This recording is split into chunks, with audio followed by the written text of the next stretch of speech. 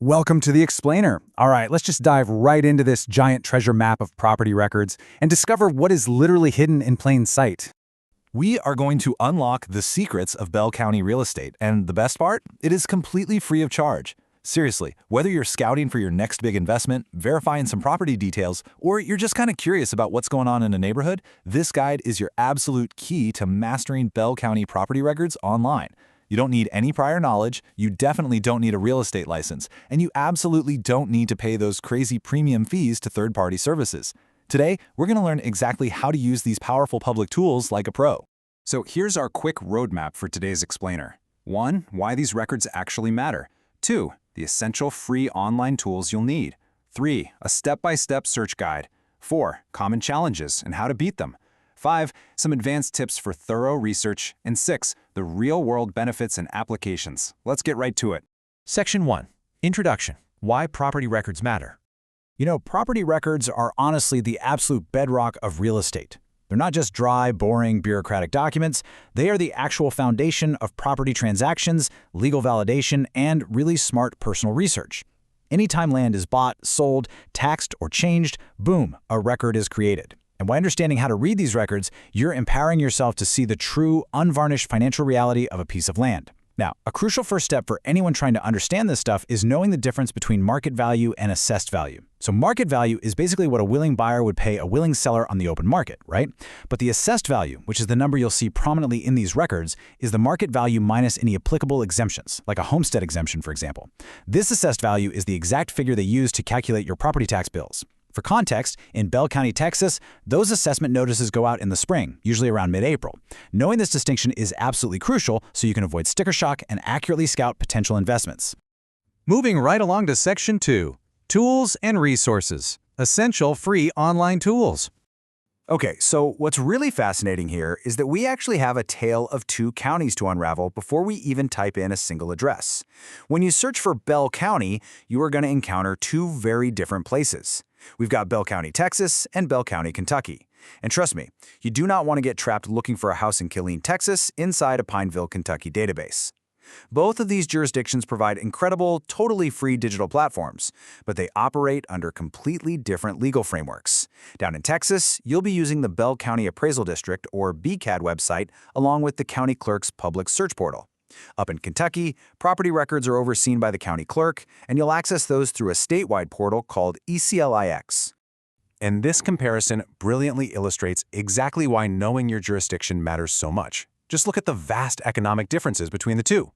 Bell County, Texas, which is home to Fort Hood and seeing a ton of bustling suburban growth in places like the 76542 zip code, boasts a median home value of about $244,000 with an effective tax rate of about $1.91 per $100 of assessed value. Meanwhile, Bell County, Kentucky, which is nestled up in the Appalachian region, has a median home value of $65,600 and a tax rate of roughly 0.78%. The data you're going to find in these distinct online portals is incredibly robust, but it's perfectly tailored to these two very different local economies. All right, Section 3, Step-by-Step Tutorial, Search Guide. So the most crucial point is knowing exactly how to actually execute a search once you've landed in the correct database. Think of this as your treasure map. Let's walk through exactly how to do this. Step 1, as we literally just discussed, is identifying the correct jurisdiction. Step 2 is entering your search criteria. You don't always need a perfect address. You can use the owner's name or even better, the APN, which stands for Assessor's Parcel Number. And then step 3 is just analyzing the results that pop up on your screen. Let's ground this in a realistic scenario for a second. Say you want to check an assessed value over in Harker Heights, Texas. When you're searching by owner name on the BCAD site, always enter the last name first and then the first name. If you're using an address, be sure to input specific street numbers and names. Now, if you happen to have the parcel ID, that is the absolute gold standard. Using that completely bypasses any annoying spelling errors in a street name. You can also search by legal description or even filter by property type. Utilizing these precise inputs is going to yield the best, most accurate results, saving you from having to sift through pages and pages of identical last names. On to Section 4, Common Challenges and Solutions. Let's take a look at how to avoid some of those common traps that researchers always face. Have you ever checked a public record for a house that you know for a fact just sold? Or maybe a garage you literally just watched get built? And asked yourself, why on earth is my recently updated property not showing up in the search results? Well, you are not alone. This is a super common frustration when navigating these government sites. So if a property value seems suddenly way off or the ownership just hasn't updated yet, here are some actionable fixes you can try.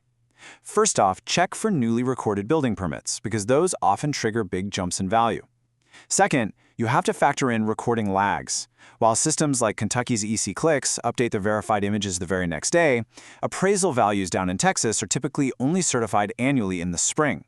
So if a house sold in November, that tax record might not reflect the new owner's exemptions until the following year. It just takes time.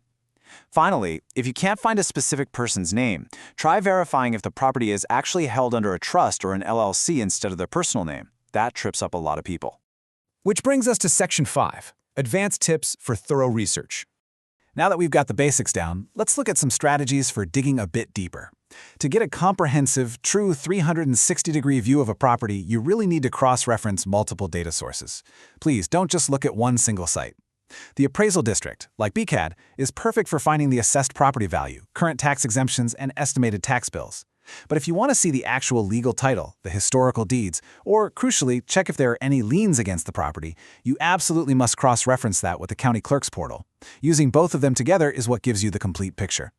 And you can elevate your research far beyond a basic real estate app search. By using interactive GIS maps, you can actually physically visualize parcel boundaries. Seriously, some apps like Parcel Vision even let you project those boundaries right onto the ground using your phone's camera.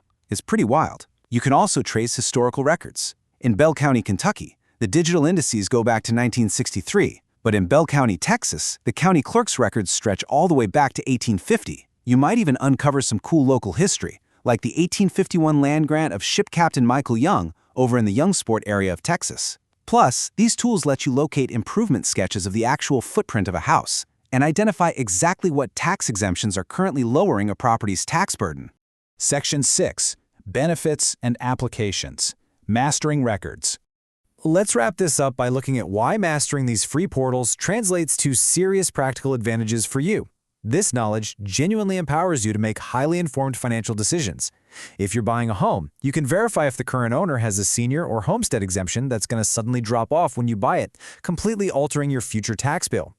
If you feel like your taxes are too high, you can evaluate real comparable sales data in your specific subdivision to file a property tax protest before the deadline. You save money by avoiding those pricey third-party background check sites, you get to understand neighborhood turnover rates, and ultimately, having hard data enhances your negotiation prowess in literally any real estate deal.